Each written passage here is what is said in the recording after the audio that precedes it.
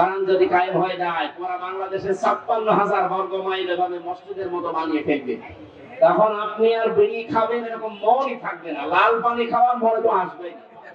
আল্লাহ একটা জান্নাতের পরিবেশ তৈরি করে দেবে, আর মরে গেলেই আপনি জান্নাতে। আলহামদুলিল্লাহি রাব্বিল মাশরিকাইনি ওয়া রাব্বিল মাগরিবাইন আল্লাযী খালাকা কুল্লা শাইইন যাওজাইন ওয়া আওজাবা আলাইনা আল-ইহসানা বিল ওয়ালিদাইন ওয়া নাশহাদু আন লা ইলাহা ইল্লাল্লাহু ওয়াহদাহু লা শারীকা লাহু وأشهد أن محمدا عبده ورسوله سيد الكونين صلى الله عليه وعلى آله وأصحابه وأتباعه أجمعين ليلا ونهارا في الطرفين فقد قال الله تعالى في كلامه المجيد وبرهانه التوحيد জবান খুলে পড়েন আউযু বিল্লাহি মিনাশ শাইতানির রাজীম বিসমিল্লাহির রহমানির রহিম ইয়া আইয়ুহান নাবিয়্যু ইযা জাআকাল মুমিনাতু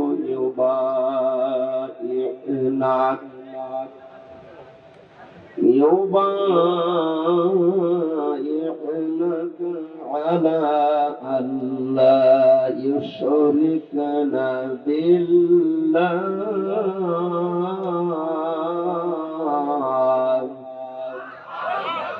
ولا أن لا يشركن بالله شيئا ولا يسرقن ولا يزنين ولا يقتلن أولادهن ولا يأتينك ببهتان يفترينه بين أيديهن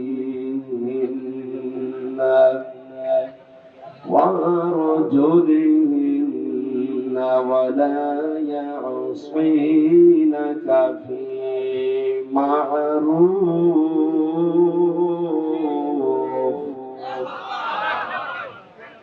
ولا يعصينك في معروف فبايعهن واستغفر لهن الله إن الله غفور رحيم صدقت يا ربنا عن أبي هريرة رضي الله تعالى عنه قال قال النبي صلى الله عليه وسلم من سلم المسلمون من لسانه ويده إلى آخر الحديث رواه ابن ماجه إن الله وملائكته يصلون على النبي يا أيها الذين آمنوا صلوا عليه وسلموا تسليما اللهم صل على سيدنا مولانا محمد وعلى آل سيدنا مولانا بلغ العلا بكماله كشف الدجى بجماله حسنت جميع خصاله صلوا عليه وآله الحمد لله রংপুর জেলা 15 নম্বর ওয়ার্ড মহানগর সত্রাপুর কেন্দ্রীয় ঈদগাহ ময়দানে সত্রাপুর দারুল হক হিফজ ও দাখিল মাদ্রাসার উদ্যোগে 8ম বাৎসরিক হাফেজে কোরআন তাদের মাথায় পাগড়ি এবং দস্তরবন্দি উপলক্ষে আজকের এই কোরআনে কারিমের অনুষ্ঠানের সম্মানিত সভাপতি বীর মুক্তিযোদ্ধা মনে হয় 71 না রিসেন্ট যারা 24-এর বীর মুক্তিযোদ্ধা বাংলার কৃতি সন্তান যাদের মাধ্যমে আমরা স্বাধীনতা পেয়েছিলাম কিন্তু ভোগ করতে পারি না। এখন আমরা স্বাধীন দেশের যেহেতু পরাধীন ছিলাম এখন আমরা স্বাধীন হয়েছি। স্বাধীনতা কাকে বলে এখন আমরা টের পাচ্ছি। সামনের একেবারে 100% ফল পেতে হলে আল্লাহর কোরআনে কারিমের বিধান লাগবে। অনেকের প্রশ্ন যে কোরআন যেখানে নেই সেখানে মানুষের স্বাধীনতা নেই। হ্যাঁ আছে, 100% নেই। আপনি পৃথিবীতে উন্নত রাষ্ট্র যাদেরকে আমরা মনে করি সিঙ্গাপুর, ওরা কোরআন আল্লাহর কিতাব বিশ্বাস করে না, কারণ ওখানে 100%-এর 95% অমুসলিম। আমি কয়েকদিন আগে ওখানে গিয়েছিলাম, আমার একটা আলোচনায় ওই জায়গায় আমি বলেছিলাম যে পৃথিবীতে ঘৃণিত আল্লাহর কাছে সবচাইতে বেশি ঘৃণিত তারা যে মানুষগুলো আল্লাহকে অস্বীকার করে। এর আরবিটা হচ্ছে কাফের, বাংলা অস্বীকার করে। এই কথাটা এদেশ থেকে যারা এই 24-এর স্বাধীনতার পরে পালিয়েছে এরা ওখানে অনেকে আশ্রয় নিয়েছে, আর রাজনৈতিক আশ্রয় চেয়েছিল কিন্তু অনেকে পায়নি, আবার ওখান থেকে অন্য দেশে যাচ্ছে। এই মানুষগুলো ওরা নালিশ দিয়েছে ওই দেশের পররাষ্ট্র মন্ত্রণালয়ের কাছে, যেমন নামে দেশে মামলা আছে, উনি আইএস জঙ্গি বিভিন্ন নাম দিয়ে উনি অবৈধভাবে দেশে প্রবেশ করেছে। 8টা-9টা পয়েন্ট লিখে লিখে ওরা ওই দেশের কাছে নালিশ দিয়েছে। আমি কাফেরকে কাফের বলেছি, এটা তো আমি বানিয়ে বলেছি নাকি? ঈমান ভাঙার যে 10টা কারণ আছে, এখানে আমার মনে হয় যত মানুষ আছে অধিকাংশ মানুষই জানে না। নামাজ পড়ে যারা, সালাত আদায় করার আগে সবচেয়ে গুরুত্বপূর্ণ কাজ হচ্ছে ইয়া আইয়ুহাল্লাযীনা আমানু ইযা কুমতুম ইলা সালাতি ফাগসিলু ওয়ুজুহাকুম ওয়া আইদিয়াকুম ইলাল মারাফিকি ওয়ামসাহু বিরুসিকুম ওয়া আরজুলাকুম ইলাল কাবাইন। হে ঈমানদাররা, যখন নামাজের জন্য তোমরা প্রস্তুতি নেবে যে আমি নামাজ পড়ব, তার আগে তোমরা ওযু করো। এই নির্দেশ কার? ওযু করতে যে 4টা ফরজ আছে জানেন তো, এই 4টা যদি আদায় হয় তাহলে আপনার ওযু হয়ে যাবে। 3টা আদায় করেছেন, 1টা করেননি, আপনার ওই ওযু না। এ পর্যন্ত বুঝেছেন? হ্যাঁ জবাব দেবেন, এটা ক্লাস চলছে, স্যার বসে আছে দেখছেন না? উনি হয়তো আরো বড় ক্লাস নেন, আমরা একটু ছোট ক্লাস নিচ্ছি। তাহলে আমরা ওযু করার সময় ফরজ জানলাম কোরআন দিয়ে, কয়টা? 4টার ভেতরে 1টা আদায় করেছেন, 3টা করেননি, ওযু হয়নি। 3টা করেছেন, 1টা করেননি, ওযু হয়নি। এটা মানেন তো? মানেন। এখন যদি কেউ ওযু এই 3টা ফরজ আদায় করে 1টা করেনি, বলে আল্লাহ আমার মাফ করে দাও, আমার ওযু কবুল করো, হবে? কারণ ফরজ জিনিস আপনি শেষ করে দিয়েছেন, এটা মৌলিক বিষয়। 2 নম্বরের বিষয় হচ্ছে ওযু করার পরে ওযু থাকবে তা না। 7টা কারণে ওযু নষ্ট হয়ে যায়। কয় কারণে? 6টা ঠিক আছে, 1টা হঠাৎ করে মনে করেন বাতাস বের হয়, এটা বের হয়ে গেল, আপনার ওযু থাকবে? আপনি এই ওযু দিয়ে যদি নামাজ পড়েন, নামাজ পড়া আর না পড়া সমান। কারণ ওই ভাঙ্গা ওযু দিয়ে নামাজ ভেঙে যায়, নামাজে দাঁড়িয়ে কবুল হবে তা না। নামাজ ভেঙে যায় 19টা কারণে। কয়টা? 18টা পালন করলেন, একটা করেননি, নামাজ হবে? তাহলে নামাজ পড়েও যান, না পড়ে হজ ভেঙে যায় 5টা কারণে, রোজা ভেঙে যায় 2টা কারণে। এরকম প্রত্যেকটা ফরজ বিধান নষ্ট হয়ে যাওয়ার পেছনে কিছু না কিছু কারণ আছে। কথা বুঝতেছে?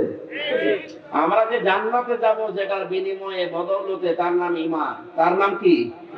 ঈমানও ভেঙে যায় 10টা কারণে। এর 9 নম্বর কারণ এইটা। কোন ব্যক্তি যদি কাফের হয়, কেউ যদি তাকে কাফের মনে না করে, সেও কাফের। কাফের আল্লাহ ঘোষণা দিয়েছে, যারা তাকে অস্বীকার করে, বিশ্বাস করে না, তারা কি? বাংলায় অস্বীকারী, অবিশ্বাসী, আর আরবিতে বলা হয় কাফের। এখন এই শব্দটা বলার কারণে ওদের নাকি রাগ হয়েছে, যে ওরা বাংলাদেশের পররাষ্ট্র মন্ত্রণালয় যিনি আছে, ওখানে পররাষ্ট্র রাষ্ট্রদূত আছে যারা, তাদের কাছে নালিশ দিয়েছে, আপনার দেশের এই মানুষ আমাদেরকে কাফের বলে গালি দিয়েছে। কাফের কি একটা গালি নাকি? এই যে কিছু মানুষ নালিশ দিয়েছে যারা পালিয়ে গেছে, ওরা তো মনে করছে না কাফের একটা গালি মনে হয়, হুজুর আমাদের গালি দিয়ে গেল। আমি তো এই পয়েন্টগুলো 10টা বলেছিলাম, যে নামাজ ভেঙে যায়, ওযু ভেঙে যায়, রোজা ভেঙে যায়, ঈমানও ভেঙে যায়। তার ভেতরে 9 নাম্বার এইটা, কেউ যদি কাফের হয়, তাকে আপনাকে কাফের মনে করা লাগবে। আপনি যদি তাকে ঈমানদার মনে করেন, আপনারও ঈমানের সমস্যা হবে।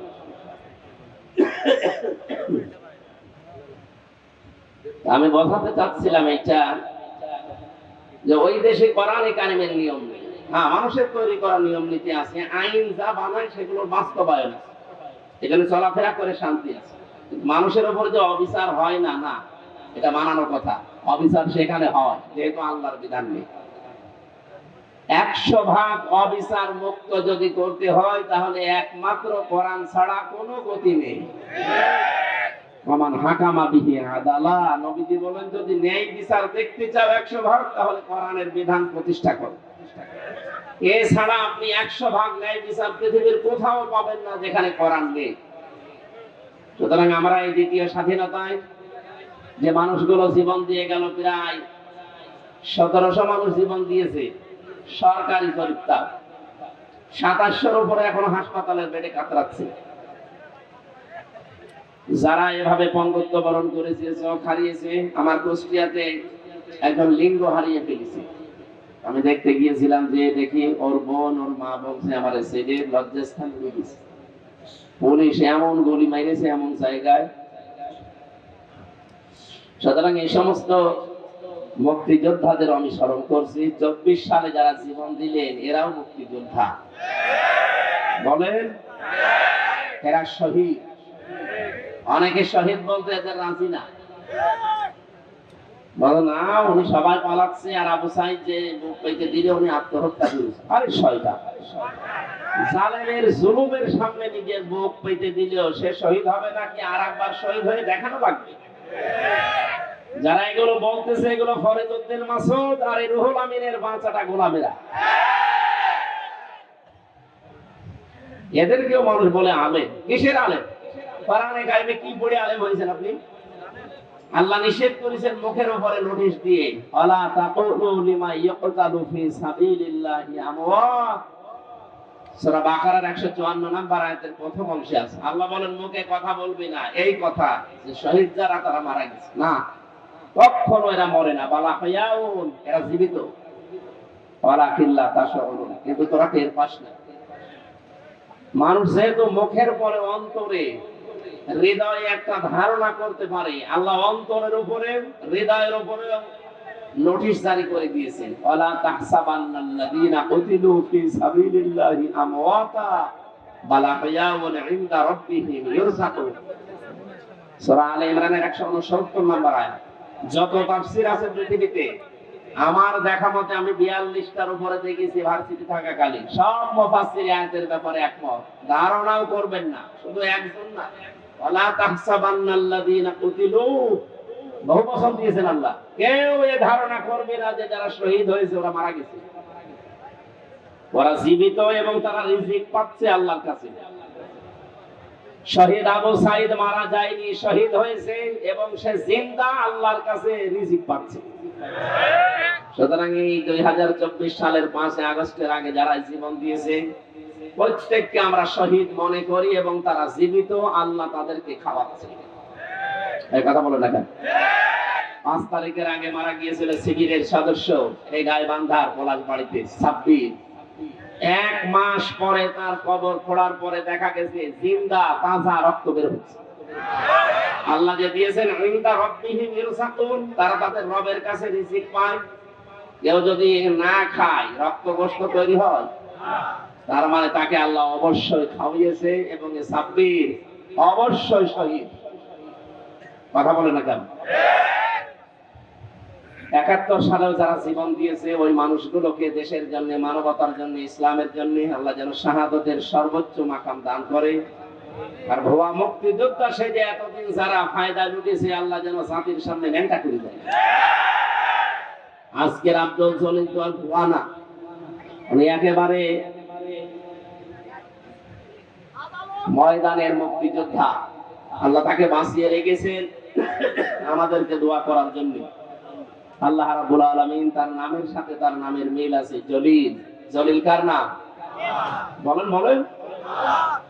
এই জন্য ওনাকে শুধু জলিল বলবেন না, জলিল বলা যাবে না, উনি আব্দুল জলিল, জলিলের দাস, বান্দা, গোলাম, বীর মুক্তিযোদ্ধা মোহাম্মদ আব্দুল জলিল। মহান আল্লাহ তাকে যেন তার নামের সাথে কবুল করেন, বলেন আমিন। এতক্ষণ যিনি কথা বলছিলেন আমার আগে বিশিষ্ট ইসলামিক চিন্তাবিদ, শিক্ষাবিদ, আমার মতো হাজার হাজার হামজার উস্তাদ অধ্যাপক মাহবুবুর রহমান বেলাল স্যার এখানে মঞ্চে বসা আছেন। আপনাদের এই রংপুরের গর্ব,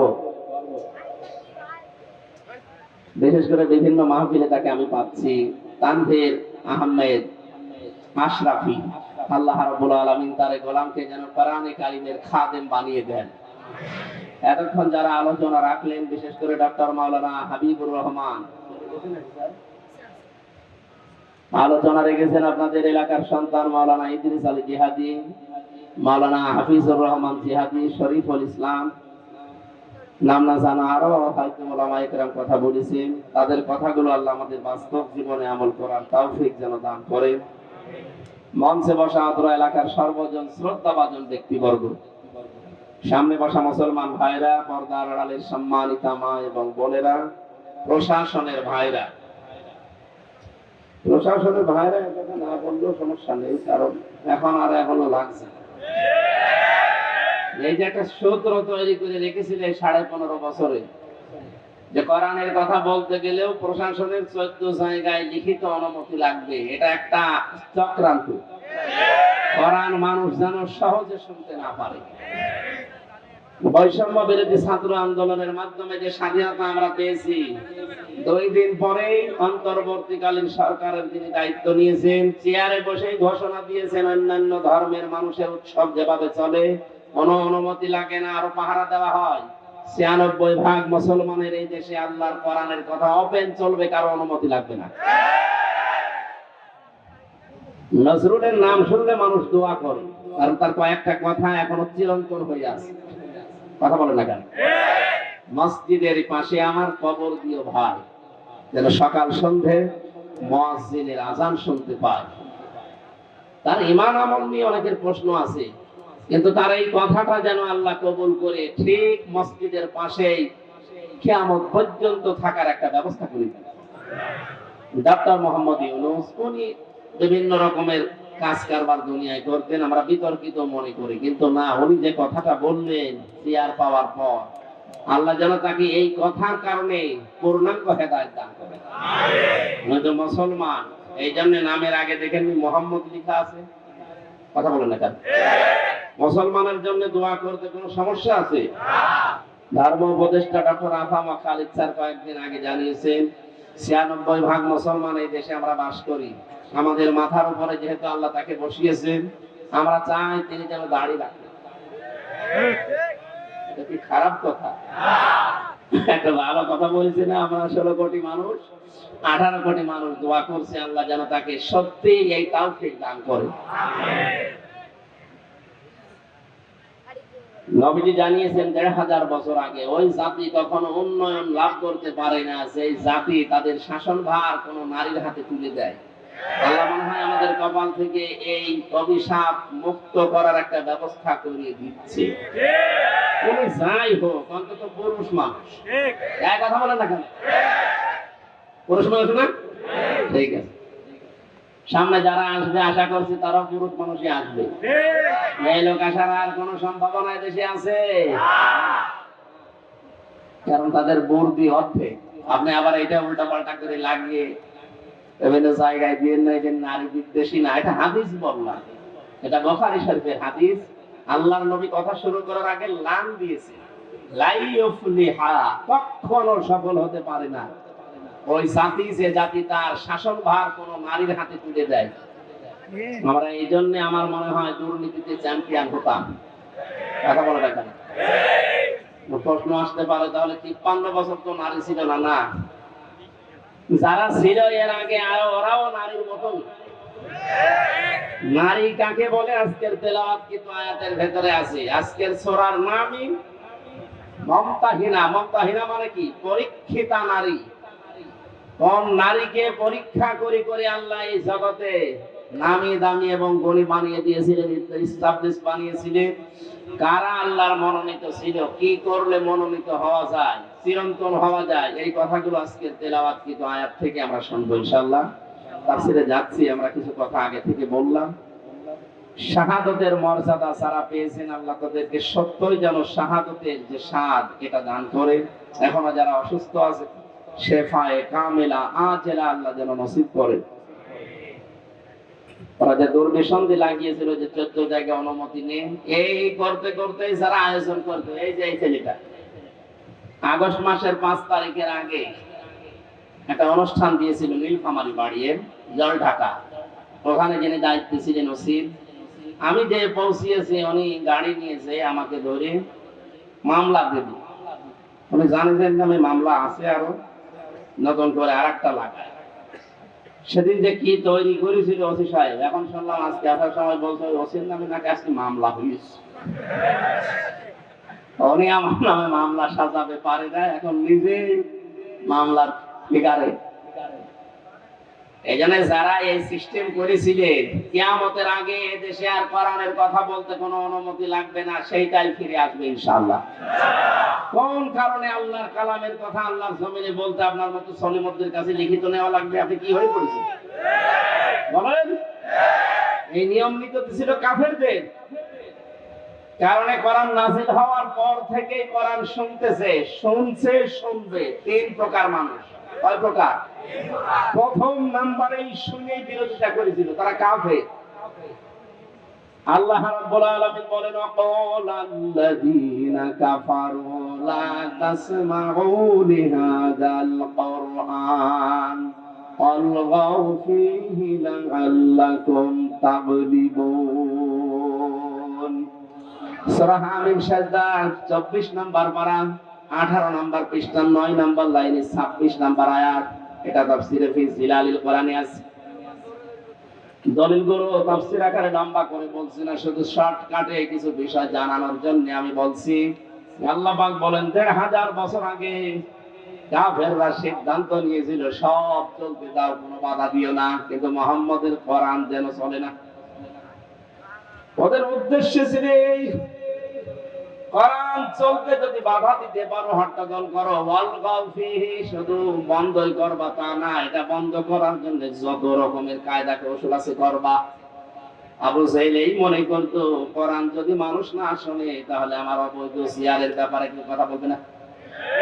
খুব ভালো করে জানতো মুহাম্মদ যেটা বলতে চায় এটা যদি মানুষ বোঝে তাহলে আমি যে অবৈধ সিয়ারে আছি এ সিয়ার টিকবে না। ১৫০০ বছর আগে এদের প্রেতাত্মা যারা নব্য আবু জাহেল সেজেছিল এরাও বুঝে ফেলছিল আমরা যে কায়দায় আছি, কোরআন যদি মানুষের দেশে শোনে আর বুঝে ফেলে তাহলে আমাদের সিয়ারেরও পায়া থাকবে না। এই জন্য অনুমতির সিস্টেম করেছিল। জাতির সামনে যে দাস প্রকাশ হয়ে গেছে, কোরআন যারা বাধা দেয় শুনতে দেয় না তারা 1 নম্বরে কাফের। তারা কি? আরো জোরে। এই 15.5 বছরে এগুলো যারা বাধা দিয়েছেন, আপনি নামাজ পড়তে পারেন, রোজা রাখতে পারেন, আপনি কাফের। কাফেরের জানাজা পড়া জায়েজ আছে? কবরে দেওয়া? তাহলে এই দেশে যারা এতদিন এই করলেন, এই 15.5 বছর, তাদের এখন আর জানাজার দরকার কি, কবরে যাওয়ার দরকার কি? পুড়িয়ে ফেলেন। এরকম তো এমনি জাহান্নামে যাবে। জাহান্নামে গেলে তো আগুনে পুড়বে, আগুনে লাগিয়ে দিলাম, পুড়তে থাক। কথা বলছে না কেন? এত শক্ত করে বললাম এই জন্য, আগামীতে কোন জালেম যেন এরকম সিদ্ধান্ত না নেয়। দ্বিতীয় নম্বরে কোরআনের শ্রোতা পেয়েছি আমরা, নাজিল হওয়ার পরেই তারা শুনতে আসতো, বিশ্বাসও করতো এটা আল্লাহর কিতাব, মুহাম্মদ বানাতে পারে না। শোনার পরে যখন দেখতো না, এই কথাগুলো তো আমাদের ব্যবসার সাথে মেলে না, আমাদের রাজনীতির সাথে মেলে না, আমাদের পরিবারের সাথে মেলে না, এমনকি আমার ব্যক্তিগত জীবনের সাথে মিলছে না, ওই মানুষগুলো তখন আস্তে করে নবীর কথা শোনার পরে কেটে পড়তো। সূরা নিসা 5 নাম্বার পারার 7 নাম্বার পৃষ্ঠার প্রথম নাম্বার লাইনের 61 নাম্বার আয়াতে আল্লাহ বলেন, ওয়াইদা কিলা লাহুম তাআলাউ ইলা মা আনজালাল্লাহু ওয়া ইলার রাসূল রাআইতাল মুনাফিকিনা ইয়াসুদ্দুনা আনকা সুদুদান। ওয়া মানে এবং ইদা মানে যখন, ইলা মানে বলা হয়, তাআল মানে আসো, ইলা মানে দিকে, মা মানে যা, আনজালাল্লাহ মানে আমি আল্লাহ নাযিল করেছি, ওয়া ইলার রাসূলি এবং রাসূলের দিকে আসো।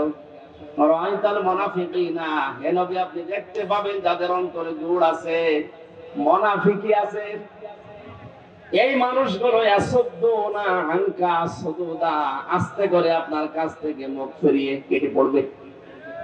সুতরাং আজকের আলোচনা শেষ হওয়ার আগে দেখেন কোনটা ওঠে, দু একটা যাচ্ছে আলাদা কারণে, ভালো লাগছে না এই বলে যদি চলে যায়, বুঝবেন ওইটা মুনাফিকের কোন লক্ষণ নিয়ে যাচ্ছে। পোশাক পায়খানা আর বিড়ি খাওয়া বাদ দিয়ে কেউ যেতে পারবেন না। বিড়ি কয়েকজন খায়, সবাই তো না, কিছু মানুষ আছে, আপনি খুব নেশা লাগলে খেয়ে আবার চলে আসবেন। কি আসবেন তো? কারণ রামপুর বিভাগে এটা চলে আমি জানি, কারণ এখানে বিড়ি তৈরি হয়। এই যে পাশের গ্রাম, কুড়িগ্রাম, এই সমস্ত জায়গায় আপনারা তৈরি করেন, আমরা তৈরি করেন, না খেলে হয়, খাবেন দু একটা খান, আস্তে আস্তে ছেড়ে তুমি গিয়েছেন। আমি তো আকিজ গ্রুপে ছিলাম ওই সময়, স্যারকে বলেছিলাম যে আকিজের বড় ছেলে যিনি, স্যার আপনারা এই কাজ বান্দা বাদ দিয়ে একটা খাবার তৈরি করো। ওগুলো তো খাবার, কিন্তু খাবারে তো খাবার না, মানুষের লাঞ্চ নষ্ট হয়ে যায়, কলিজা নষ্ট হয়ে যায়। ওয়ালা তুহলিকু ওয়ালা তালকু বিআইদিকুম ইলা তাহলুকাতি, নিজেদেরকে নিজেরা ধ্বংস করে ফেলো না। বিড়ি যারা খান আপনার লাঞ্চ নষ্ট হয়ে যায়, এই লাঞ্চ তো আর আপনার নিজের না, এটা একটা আমানত। এটা কে দিয়েছে বলেন তো? সুতরাং নিজেরা নিজেকে নষ্ট করবেন না। 22 কোটি টাকা না কত কোটি টাকা একটা রিপোর্ট পেয়েছিলাম, যে মানুষ দোয়া দিয়ে শুধু উড়িয়ে দেয়। এমনি আমরা গরিব মানুষ, তারপরে রংপুর বিভাগ আরো গরিব, আর আমরা বেকার বেকারে ধোয়া দিয়ে টাকাগুলো নষ্ট করে। বিড়ি আস্তে আস্তে ছেড়ে দেবেন, কারা হাত তোলেন? একজন আছে স্যার, ঠিক আছে, আমরা ছেড়ে দেবেন, জিনিস ভালো জিনিস। 3 নম্বরে কোরআনের শ্রোতা ছিল তারা, আল্লাহ রাব্বুল আলামিন তাদের পরিচয় দিচ্ছেন, দেখেন তো আপনি মেলাতে পারেন কিনা। ইন্নামাল মুমিনুনা আল্লাযীনা ইযা যুকিরাল্লাহু ওয়াজিলাত কুলুবুহুম ওয়া ইযা তুলিয়াত আলাইহিম আয়াতুহু যাদাতুহুম ঈমানা ওয়া আলা রাব্বিহিম ইয়াতাওয়াক্কালুন। সূরা আনফালের 2 নম্বর আয়াতে আল্লাহ জানিয়েছেন, আমার দৃষ্টিতে মুমিন তো তারা, আমার দৃষ্টিতে মুমিন তো তারা যাদের সামনে আমার নাম উচ্চারণ করলে তাদের অন্তরাত্মা কেঁপে ওঠে। তেলাওয়াত যদি হয় তাদের সামনে, আমার আয়াতগুলো শোনার পরে, বোঝার পরে তাদের ঈমান যা ছিল বেড়ে যায়। কোরআনের আলোচনা শুনে সবার চোখে পানি আসবে না? وَإِذَا سَمِعُوا مَا أُنزِلَ إِلَى الرَّسُولِ تَرَى أَعْيُنَهُمْ تَفِيضُ مِنَ الدَّمْعِ مِمَّا عَرَفُوا مِنَ الْحَقِّ। সূরা মায়েদা ৭ নম্বর পড়ার প্রথম নম্বর পৃষ্ঠার প্রথম নম্বর লাইনের ৮৩ নম্বর আয়াতের প্রথম অংশে আছে। আল্লাহ পাক বলেন, হে নবী, যখন তেলাওয়াত করবেন আপনার প্রতি যেটা আমি নাযিল করেছি এই কোরআন, দেখবেন আপনার সামনে কিছু মানুষ আছে, তারা এর মর্ম বাণীগুলো যখন উপলব্ধি করতে পারবে, মনের অজান্তে তাদের চোখ দিয়ে পানি পড়ছে। কোরআনের আলোচনায় সবাই মুক্ত হবে না, মন দিয়ে শুনবেও না, চোখ দিয়ে পানি আসবে না। এটা বোঝার মতো একটা যোগ্যতা থাকা লাগবে মিনিমাম। যাদেরই আছে দেখবেন কোরআনের আলোচনা যখন গভীরে পৌঁছিয়ে যাবে, ওরা বসে আছে কিন্তু অজান্তে তাদের চোখ দিয়ে পানি পড়ছে। বাড়ি যাওয়ার সময় যারা সিদ্ধান্ত নেবে ওয়ালা রাব্বিহিম ইয়াতাওয়াক্কালুন, জীবনে আজকে থেকে যদি ভরসা করি আল্লাহ ছাড়া কারো উপরে ভরসা করব না। কোরআন নাযিল হওয়ার পর থেকে শ্রোতা পেলাম কয় প্রকার? ৩ প্রকার। বলেন, এখানে যেহেতু কাফের নেই, মুনাফিকও থাকলে থাকতে পারে। কারণ হচ্ছে নবীজি ইন্তেকালের আগে মুনাফিক তৈরি হবে কোন কাফেরদের ভেতরে, ইহুদিদের ভেতরে, বৌদ্ধদের ভেতরে, হিন্দুদের ভেতরে, খ্রিস্টানদের ভেতরে। কথা বলেননি? নবীজি ইন্তেকালের আগে জানিয়েছেন মুনাফিক এটা তৈরি হবে শুধুমাত্র আমার উম্মত মুসলমানদের ভেতরে। আর আমরা যেহেতু দেশে ৯৬% মুসলমান, আমাদের ভেতরে মুনাফিক তৈরি হওয়ার সম্ভাবনা নেই। বলেন বলেন, আছে? আপনি দেখেন তো, আপনি কি না আয়াতুল মুনাফিকিন সালাসা, ইযা হাদাসা কাযিবা ওয়া ইযা ওয়া'দা আখলাফা ওয়া ইযা তুমিনা খান। নবীজি বলেন মুনাফিকের চার আছে তাদের ভেতরে, যারা কথা বললেই মিথ্যা কথা বলে। ঠিক, এই কথা বলেন না কেন? এই আচরণ বাংলাদেশে নেই। কত হাসি পট্টি বাঁধা মানুষ হাতে তসবিহ নিয়ে ঘুরতো, সেও যে এরকম ডাহা মিথ্যা কথা বলতে পারে ক্ষমতার কারণে। এখন যে বলছে যে না আমি পদত্যাগ করিনি, ভিডিও কি বানানো নাকি? এই কথা বলেন না কেন? আপনি যদি পদত্যাগ না করে থাকেন তাহলে রাষ্ট্রপতি যেটা বলছে এটা কি বানিয়ে বলছে? ধোঁকা দিয়ে বোকা বানিয়ে এতদিন খেয়েছেন, এখনো খেতে চান। আপনি তো টাটকা নির্ভেজাল মুনাফিক। কারণ কথা বললেই মিথ্যা কথা বলেন। মুনাফিকের পক্ষে যদি কোনো মুমিন থাকে, কেউ মুনাফিক এই কথা বলছে না কেন? যার হাতে শাপলা চত্বরের আলেমদের রক্ত লেগে আছে, যার হাতে ২০২৪ সালের মুক্তিযোদ্ধাদের রক্ত লেগে আছে, কথা বলেন না কেন? এই মানুষের পক্ষ নিয়ে এখনো পর্যন্ত আপনি স্ট্যাটাস দেন, বলেন আমি আছি, আপা ঘাবড়াবেন না। আপনি ঘাবড়ালে আমরা নরম হয়ে যাই। আমি তো শয়তান দেখিনি, ওরে ভিডিও দেখে আমার মনে হলো শয়তান যদি দেখতাম তো এইরকমই হতো।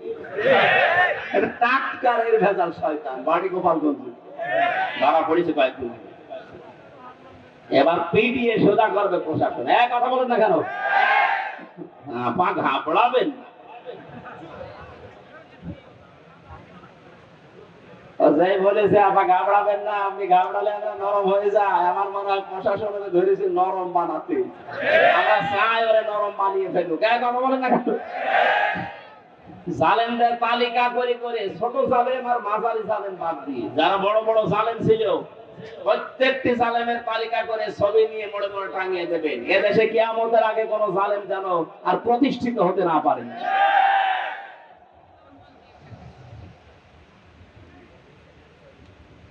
তিন প্রকার যে শ্রোতার কথা বলছিলাম, কাফের নেই আমরা বুঝলাম, কিন্তু মুনাফিক যেহেতু এটা তৈরি হওয়ার সম্ভাবনা এখানে আছে, আমরা যেন মুক্ত হতে পারি এই জন্য হাদিসটা বললাম। কথা বললে যারা মিথ্যা বলেন, ওয়াদা দিলে যারা ঠিক রাখেন না, ভঙ্গ করে ফেলেন। এতদিন পর্যন্ত চাইছিল, এই ২-৩ দিনের ভেতরে দেখছি অনেকে বিভিন্ন ওয়াদা দিচ্ছে জনগণের সাথে। এটা আর একটা ধোঁকা হতে পারে। অনেকেই বলছে আমরা বাড়ি বাড়ি কার্ড তৈরি করে দেব যদি ক্ষমতায় যেতে পারি। আর যে যা বলছেন কথাগুলো কিন্তু ঠিক রাখা লাগবে। ভোট নেওয়ার জন্য এখন আপনি সেই কেজি 10 টাকা চাল খাওয়াবো বলে চালিয়ে দেবেন, আর ভোট হয়ে গেলে 60 টাকা কেজি চাল হয়ে যাবে। মানে কথা যা দিচ্ছেন এটা যেন ঠিক থাকে, জনগণের সাথে যেন ধোঁকাবাজি না হয়। অনেকে ধোঁকাবাজি করার জন্য নেমে পড়েছে। এই কথা বলছেন না কেন? জামাতের নায়েবে আমির ডাক্তার সৈয়দ মোহাম্মদ আব্দুল্লাহ তাহের উনি ঘোষণা দিয়েছে যদি এদেশে ইসলাম ক্ষমতায় যেতে পারে যুবকদেরকে আমরা ঋণ দেব। এই কথার সূত্র ধরে অনেকে এখন বলছে যদি আমরা যেতে পারি বাড়ি বাড়ি কার্ড দেব। কি কার্ড দেবে? এই জন্য কথা দিচ্ছেন, দেন কথাটা যেন ঠিক থাকে, কারণ কথা দিয়ে কথা যে রাখে না সে মুনাফিক। এই কথা বলেন না কেন? জাতি যেতে 53 বছর ধোঁকা খেয়েছে, অন্তত এবার আর যেন জাতি ধোঁকা না খায়। এবারও যদি ধোঁকা খান আপনি আর কিয়ামতের আগে মাথা তুলে দাঁড়াতে পারবেন না। 3 নম্বরে কোনো কিছু আমানত রাখলেই খেয়ে থাকে। এই কথা বলেন না কেন? এটা যে আমরা 53 বছর দেখলাম না, যাদেরই দিয়েছে আমানত তারাই খেয়ে ফেলেছে। দরবেশ, এত বড় দরবেশ পৃথিবীতে আছে? দাড়ি কেটে লোম হয়ে গেছে। আর কি আমানত 36,000 কোটি টাকা আপনি এক জীবনেও গণনা করে শেষ করতে পারবেন না। কিন্তু আমি একটা দলের গ্যারান্টি দিচ্ছি, যদিও মনে করছেন আমি ওই দলের না, আমি অ্যাক্টিভ না, কিন্তু গ্যারান্টি দিতে পারি বাংলাদেশ জামাত ইসলামী এবং শিবির একটা টাকা যদি দুর্নীতি দেখাতে পারেন আমি অন্তত কথা বলবো না। এটা এদেশে এখন প্রমাণ হয়ে গেছে। এই কথা বলেন না কেন? এত প্রমাণ পাওয়ার পরেও যদি আপনার এখনো পর্যন্ত চিন্তা ভাবনা করতে দেরি হয় তা আপনার আর চিন্তার রেখা খুলবে না।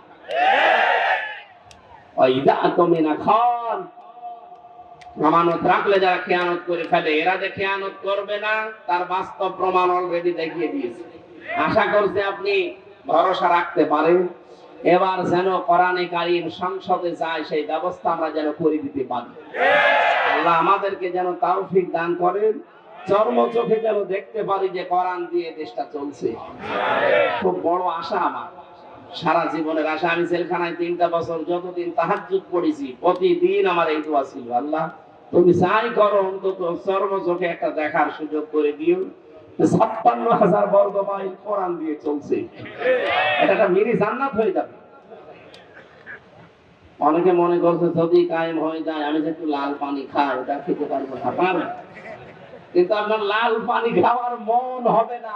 এমন পরিবেশ আল্লাহ তৈরি করে দেবে পুরা 56,000 বর্গ মাইল মসজিদের মতো হয়ে যাবে। এই কথা বলেন না কেন? মসজিদে প্রবেশ করলে যেমন বিড়ি খাওয়া যায় না, খেতে মনে চাইলেও ওটা পরিবেশ আলাদা। খেতে পারবেন? বলেন। বাবা খেতে পারবেন? ডাল খেতে পারবেন? গাঁজা কিচ্ছু পারবেন না, কারণ পরিবেশটা এরকম। কোরআন যদি কায়েম হয়ে যায় পুরা বাংলাদেশে 56,000 বর্গ মাইল এভাবে মসজিদের মতো বানিয়ে ফেলবে, তখন আপনি আর বিড়ি খাবেন এরকম মনই থাকবে না, লাল পানি খাওয়ার মনে তো আসবেই না। আল্লাহ একটা জান্নাতের পরিবেশ তৈরি করে দেবে, আর মরে গেলেই আপনি জান্নাতে। কারণ কোরআন যদি কায়েম হয়, কোরআনের শাসন ব্যবস্থা থাকে, ওই দেশে যদি ছোটখাটো গুনাহ কেউ করেও আল্লাহ তাকে মরণের আগে মাফ করিয়ে তারপরে মৃত্যু দেয়। একটা হাদিস পড়ছিলাম, খলিফাতুল মুসলিমিন হযরত ওমর রাদিয়াল্লাহু তাআলা আনহু রাষ্ট্রের দায়িত্ব পালন করে বাড়িতে আসলেন। ঘরে উঠবেন, দেখেন বারান্দায় একটা লাশ, তার ছোট্ট মানুষ 12 টুকরা করে রেখেছে। রেগে গেল, কি আমি দেশ চালাই কোরআন দিয়ে, আর আমি রাষ্ট্রের দায়িত্ব পালন করেই কোরআন দিয়ে আসছি, আর আমার ঘরের বারান্দায় তাও 12 টুকরা করে রেখে দিয়েছে, তাও ছোট মাসুম বাচ্চার লাশ। কে করলো? তিনি তদন্ত কমিটি গঠন করলেন। 3 দিন হয়ে গেল, কোনো কেউ ধরা পড়ে না, কেউ এসে বলেও না। তার খাওয়া দাওয়ার চিন্তা বন্ধ হয়ে গেছে, খাওয়া দাওয়ার বন্ধ হয়ে গেছে। তিনি চিন্তা করলেন আমি কোরআন দিয়ে দেশ চালাচ্ছি, আর আমার দেশে একটা অবৈধ হত্যা হয়ে গেল, আমি কোনো কুল কিনারা করতে পারলাম না। এরকম শাসক যদি আজ 53 বছরের ভেতরে পেতাম, বাংলাদেশে বিনা কারণে কেউ হত্যা হতো না। একজন মারা গেছে তাই তার খাওয়া দাওয়া বন্ধ হয়ে যায়। আর শাপলা চত্বরে যেভাবে মানুষ মেরেছে, বিডিআর যেভাবে হত্যা করেছে, 2024 সালে যেভাবে পুলিশের ভ্যান থেকে তাজা মানুষকে ফেলে দিয়ে পিষে মেরেছে, কত মানুষকে আগুন লাগিয়েছে আশুলিয়ায় দেখেননি? এখনো পর্যন্ত এই লাশগুলো চোখের সামনে ভাসে। আপনি এমনিতে মাটি দিতে পারবেন, আপনি আবার আগুন ধরিয়ে দিবেন? আপনি মানুষ? এই দেশে এই স্বৈরাচারীকে যদি নিষিদ্ধ করতে হয় কিচ্ছু লাগবে না, শুধু আশুলিয়ার এই লাশগুলো যথেষ্ট। মানুষ এত নিচে নামতে পারে ক্ষমতার জন্য। হযরত ওমর 3 দিনের ভেতরে চিন্তা করে করে তার মাথা খারাপ হয়ে গেছে, আমি এখন কি করি। হঠাৎ দেখলেন এক মহিলা যুবতী তার বাবাকে সহ রাজ দরবারে হাজির। ডাক দিয়ে বলে, খলিফাতুল মুসলিমিন, যে লাশের চিন্তা আপনার ঘুম আসে না, ওই ছেলেটা আমার নিজের। আমি ওকে টুকরা টুকরা করেছি, 12 টুকরা করে আপনার বারান্দায় রেখে গেছি। হযরত ওমর বলে, মেয়ে কি বলো, মাথা ঠিক আছে তোমার? হ্যাঁ, এই যে আমার বাবা সাক্ষী আছে। আমার বাবাকে আমি সাথে করে নিয়ে এসেছি, আমার নিজের জন্ম দেওয়া সন্তান, এটা ওকে আমি 12 টুকরা করেছি নিজের হাতে। কোথায় ফেলবো? আপনার বাড়ির বারান্দায় রেখে গেছি। হযরত ওমর বললেন, বলো, এই কথা যদি ঠিক থাকে তোমার শাস্তি কি কোরআন দিয়ে তুমি জানো? মেয়েটি বলে, হ্যাঁ, আমি কোরআনের হাফেজা, আমি জানি। আপনি রেডি করেন, আপনি কি শাস্তি দিতে পারেন কোরআন দিয়ে? মানুষ হত্যা করার যে শাস্তি হযরত ওমর আরম্ভ করবেন। হঠাৎ করে 4 জন যুবক রাজ দরবারে এসে বলে, খলিফাতুল মুসলিমিন, বিচারটা একটু লেট করেন। যেই কারণে আপনি এই মেয়েটাকে শাস্তি দিতে চান হত্যার, মেয়েটার কোনো দোষ নেই, দোষ আমাদের 4 জনের। এই মেয়েটা তার বাবাকে নিয়ে পাহাড়ি এলাকায়, জঙ্গলি এলাকায় থাকতো, বসবাস করতো। ওখানে আমরা শিকারে গিয়েছিলাম। যাবার পরে এই মেয়েটার রূপ সৌন্দর্য দেখে শেষ পর্যন্ত যৌবনের তাড়নায়, শয়তানের ধোঁকায়, নফসের ধোঁকায় পড়ে আমরা বাবাকে বেঁধে রেখে তার সম্ভ্রম নষ্ট করেছি। এরপরে সে গর্ভবতী, এই কারণে সন্তান, এটার কারণে আপনি এই মনে করছিলেন শাস্তি যদি দিতে হয় আমাদের দেন। হযরত ওমর ওদেরকে জিজ্ঞাসা করলেন, 3টা দিন পার হয়ে গেল, তোমরা আসলে না কেন? আগে থেকে যদি আসতে তাহলে আমার খাওয়া দাওয়া বন্ধ হয় না, আগেই বিচার করে দিতাম। ছেলেগুলো বলে, খলিফা, আমি আসি নাই আমরা এই জন্য মনে করেছিলাম যা করলাম কেউ সাক্ষী তো নেই, ধরা যদি না পড়ি বেঁচে যাব। কিন্তু কোরআনে কারীম আমাদেরকে বাঁচতে দিল না। বারবার কোরআন আমাদের সামনে এসে এই কথা আমাদেরকে যেন আহ্বান জানায়, দুনিয়াতে যে গুনাহ করলে এটার যদি শাস্তি দুনিয়ায় না হয়, মরণের পরে কিন্তু আল্লাহ ডবল করে বিচার করবে। মুসলমানের এখানে একটা কথা বলে রাখি, কোন অপরাধের শাস্তি যদি আপনি দুনিয়ায় না পান, ওই অপরাধের বিচার যদি আল্লাহ কিয়ামতে যেদিন করবে ডবল করে করবে। কথা বুঝতেছেন? 3টা পাপের শাস্তি আল্লাহ ডবল দেবেন। সূরা ফুরকান 19 নম্বর পারার 4 নম্বর পৃষ্ঠার 13 নম্বর লাইনে আছে, 69 নম্বর আয়াত। والذين لا يدعون مع الله إلها آخر ولا يقتلون النفس التي حرم الله إلا بالحق ولا يزنون إلى آخر الآية। এই দুনিয়াতে আল্লাহকে ডাকে, তার পাশাপাশি যারা অন্যকে ডাকে তাদের শাস্তি হবে মরণের পরে ডবল। আল্লাযীনা লা ইয়াদউনা মা'আল্লাহি ইলাহান আখার, এই যে মা মানে সঙ্গে, সাথে, আল্লাহকে ডাকে কিন্তু তার সাথে অন্য কাউকে ডাকে। আর এইটাই বাংলাদেশে চালু করার জন্য 15.5 বছর অনেকে উঠে পড়ে লেগেছিল। আপনি আল্লাহকে ডাকেন, পাশাপাশি আমার বাবাকে ডাকেন, এখানে মোড়ে মোড়ে বাবা। এমন কোন জায়গা ছিল যে বাবা নেই? মাথার উপরে বাবা, টয়লেটেও বাবা। আমি তো অনেক টয়লেটে যে দেখেছি, বঙ্গবন্ধু টয়লেট, কি গো? আর কোন জায়গা বাকি ছিল? টাকার ভেতরে দিয়ে রেখেছেন, বাজার করতে গেলে ওইদিকে তাকিয়ে মনে হয়েছে না একজন আছে। মাথার উপরে রেখে দিয়েছেন, অথচ কোরআন জানিয়েছে কালিমাতুল্লাহি হিয়াল উলিয়া, সব চাইতে উপরে থাকবে আমি আল্লাহর কথা। এখন ডক্টর মোহাম্মদ ইউনূসের মাথার উপরে যেটা লেখা, লা ইলাহা ইল্লাল্লাহু মুহাম্মাদুর রাসূলুল্লাহ, আমরা এটা চাই। এক কথা বলেন, সব চাইতে উপরে থাকবে কার কথা? আল্লাহকে ডাকার পাশাপাশি যারা অন্য কাউকে ডাকার সিস্টেম করে দিয়েছিলেন তাদের শাস্তি ডবল হবে। আল্লাহ মনে হয় এটা সহ্য করে নাই, এই জন্য বিকাল 5টা বাজতে বাজতে সারা দেশ থেকে আল্লাহর বিপক্ষে যারা তাদের সব নষ্ট করে দিয়েছে। আমার কুষ্টিয়াটা একটু শক্ত ছিল, ওটা ভাঙতে একটু দেরি হয়েছে। এত শক্ত পাথর সারা দেশের টাকা পয়সা খরচ করে করে আমার মনে হয় এগুলো বানিয়েছিল। অন্যান্য জেলার তুলনায় আমার কুষ্টিয়াতে যেহেতু আল্লাহর ওলি 2জন আছে, হানিফ আর ইনু, এই 2জন মিলে বানিয়েছে। এত মহব্বত আপনার, আল্লাহর রাগ ও মানুষের অন্তরে তাদের প্রতি এত বেশি দিয়েছে। একজনকে দেখলাম আদালতে কেউ লাথি দিচ্ছে, পচা ডিম দিচ্ছে, আর একজনের বাড়ির ইট খুলে নিয়ে চলে যাচ্ছে। আজকে আমরা পরিষ্কার আল্লাহর সাথে অন্য কাউকে ডাকবো না, সে মরা বাবা হোক আর জিন্দা বাবা হোক। কথা বলেন না কেন? বিভিন্ন মাজারে এই সিস্টেম গুলো চলতো, আল্লাহর পাশাপাশি ইয়ালি বাবা, শাহাদি বাবা, দয়াল বাবা, ল্যাংটা বাবা। এই জন্যই তো মাজার ভাঙা আরম্ভ হয়েছে। একেবারে শিরিকের প্রকাশ্য কারখানা এটা। আল্লাহকেও ডাকে, আল্লাহর পাশাপাশি পীরকেও সেজদা দিচ্ছে, এটা আল্লাহর সাথে শিরিক। লা তাত্তাখিযুল কুবুর মাসাজিদা, কবরকে সেজদার জায়গা বানিও না। ওরা সরাসরি যে সেজদা দিত লালনের মাজারে, এই কথা বলে। আর প্রকাশ্য কাজা তো আছে, অধিকাংশ মাজারে আমরা দেখেছি জেনার কারখানা। এই জন্য হাক্কানি আলেম এই দেশে যারা আছে বলেছে মাজার গুড়িয়ে দাও, ভেঙে ফেলো। কোন কারণে মাজার বানাতে হবে? হযরত ওসমানের মতো মানুষ, জান্নাতের সার্টিফিকেট পাওয়া মানুষ দুনিয়ায়, সেই লোকটা পড়ে আছে জান্নাতুল বাকিতে, কিচ্ছু নেই, পাথর দেওয়া মাত্র। আরে দেশের গরু ছাগল মরে যায়, তার কবর 3 তালা হয়।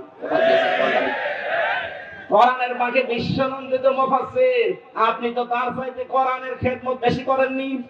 সেই লোকটা পড়ে আছে, মাত্র মাথার কাছে একটা পাথর দেওয়া দেখলাম। কোন গরু ছাগল কোথায় মরে, ঈমান আছে কি নেই তাও নেই, সারা জীবনে প্রসাব করেও পানি নেয়নি।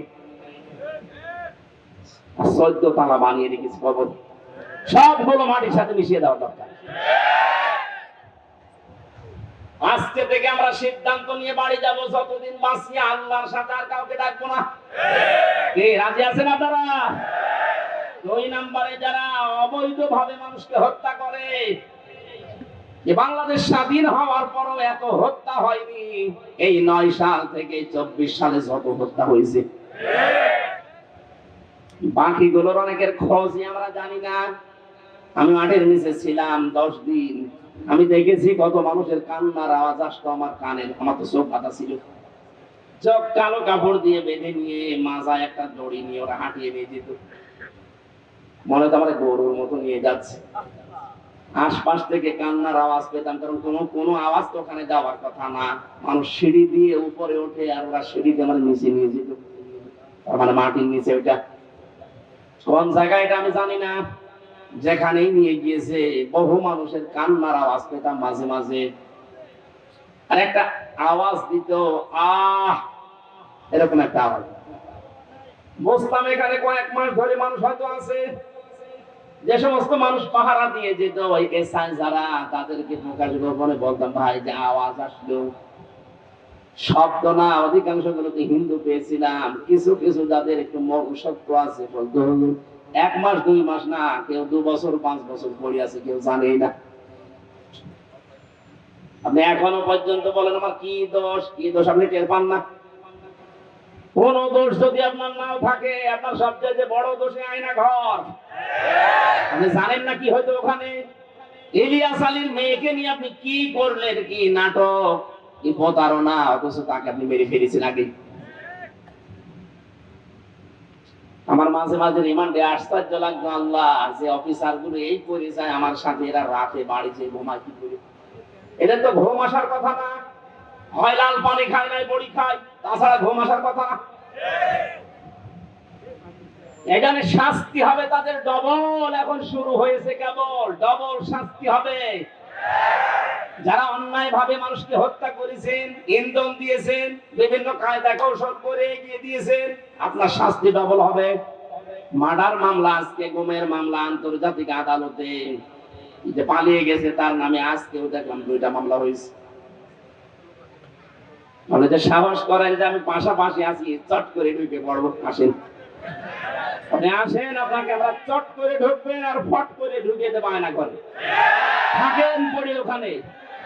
ব্যারিস্টার আরমান 8 বছর আছে, আপনি 16 বছর থাকবেন। 16 বছর তো আর বাঁচবে না, যে কয় বছর আছেন ওখানে থাকবেন, দেখেন কেমন লাগে।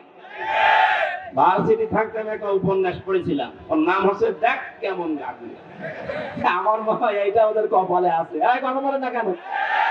এরকম আশা করছেন যে আসি পাশাপাশি চট করে ঢুকে পড়বো, আসেন ঢোকাবো, দেখ কেমন লাগে। উপন্যাসটা পুরোপুরি পড়লে খুব ভালো লাগে। আমার মনে হয় সামনে এদের কপালে এটা হতে যাচ্ছে।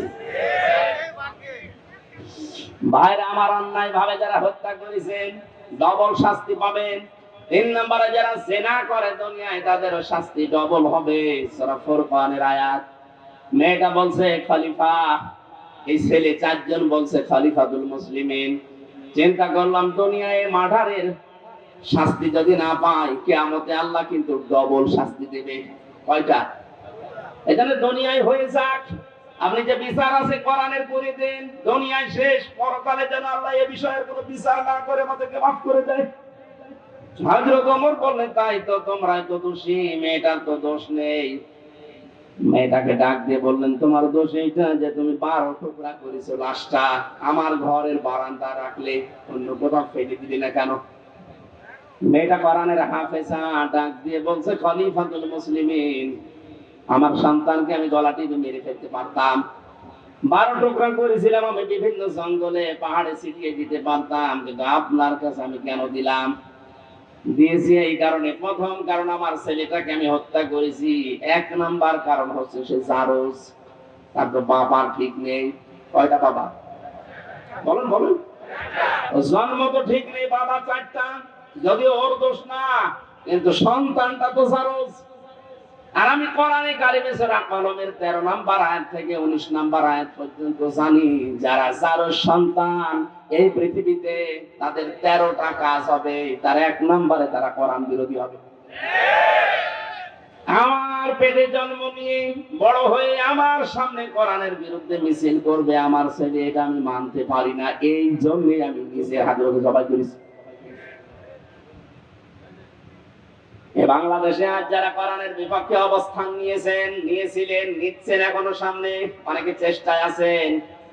আজকে একজন বুদ্ধিজীবী নামে, বুদ্ধি বিকলাঙ্গ, আমি নাম নিলাম না, লোকটা বলেছে ধর্ম কোন রাষ্ট্রের ব্যাপার, কোন ব্যক্তির ব্যাপার না। এই শব্দটা তার বলা ঠিক হয়নি, সে যে তওবা না করে সেও মুশরিক। এক কথা বলছে না কেন?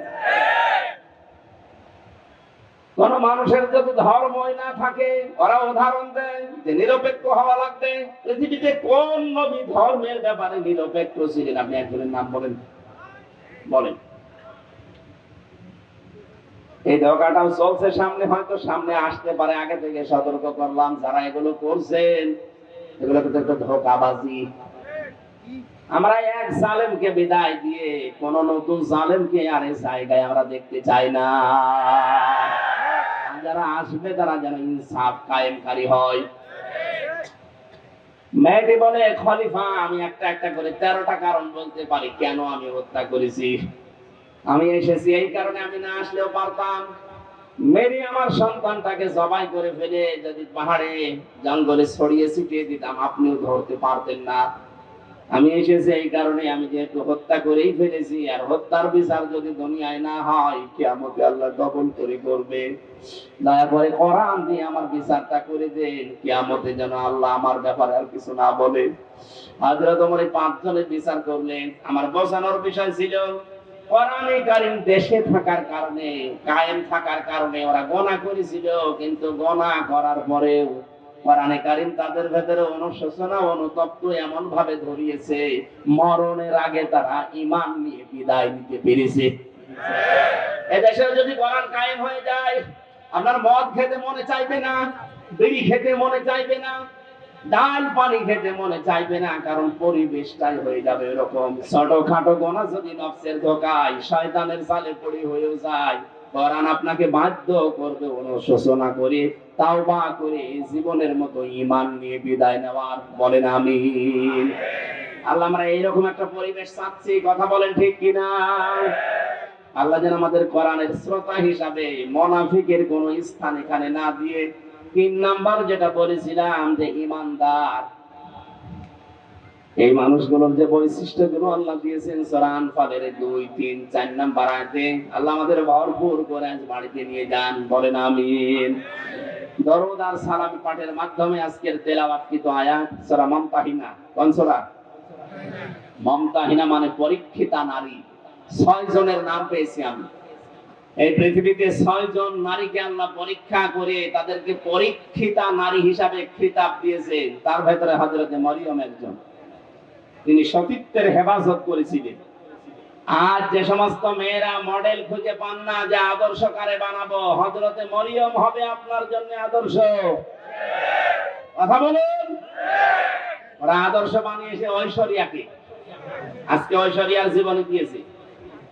ওই একজনকে খুশি করার জন্য রাতের বেলা কত টাকা কন্টাক্ট করে, কত টাকা ভাড়া পায়, আপনি তার জীবনী পড়ে দেখেন। এই যদি হয় আপনার আদর্শ, আর আপনি এটা দেখে দেখে মনে করেন এর মতো হব, হ্যাঁ ওর মতো হবেন, দুনিয়ায় শেষ, আখিরাতে সারা জীবন জাহান্নামে পোড়া লাগবে।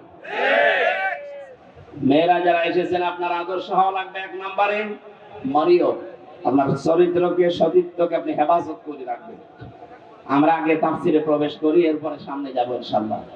ফাউযু বিল্লাহি মিনাশ শাইতানির রাজীম। বিসমিল্লাহির রাহমানির রাহিম।